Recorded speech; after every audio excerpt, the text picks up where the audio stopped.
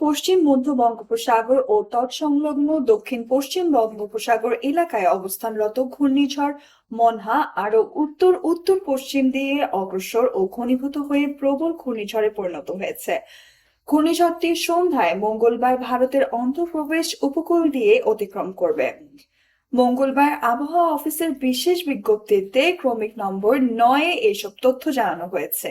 এতে বলা হয়েছে, ঘূর্ণিঝড় মনহা আজ সকাল ৬টায় চট্টগ্রাম সমুদ্র বন্দর থেকে ১২৯০ কিলোমিটার দক্ষিণ পশ্চিমে, কক্সবাজার সুন্দরবন থেকে ১২৫০ কিলোমিটার দক্ষিণ পশ্চিমে, মংলা সমুদ্র বন্দর থেকে ১১৪০ কিলোমিটার দক্ষিণ পশ্চিমে ও পায়রা সমুদ্র বন্দর থেকে ১১৫৫ কিলোমিটার দক্ষিণ পশ্চিমে অবস্থান করেছিল।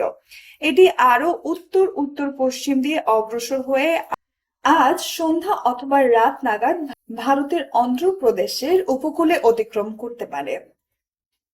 প্রবণ ঘূর্ণিঝড় কেন্দ্রের ৬৪ কিলোমিটার এর মধ্যে বাতাস একটানা সর্বোচ্চ গতিবেগ ঘন্টায় ৯০ কিলোমিটার, যা দমকা অথবা ঝোড়ো হাওয়া আকারে ঘন্টায় ১১০ কিলোমিটার পর্যন্ত বৃদ্ধি পাচ্ছে। প্রবল ঘূর্ণিঝড় কেন্দ্রের নিকটবর্তী এলাকায় সাগর বিক্ষুব্ধ রয়েছে।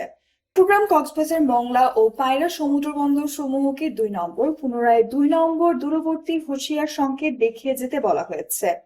উত্তর বঙ্গোপসাগরে অবস্থানরত সব মাছ ধরার নৌকা ও ট্রলারকে পরবর্তী নির্দেশনা না দেওয়া পর্যন্ত উপকূলের কাছাকাছি থেকে সাবধানে চলাফেরা করতে বলা হয়েছে। Nusrat Jahan, এফবিএন news desk.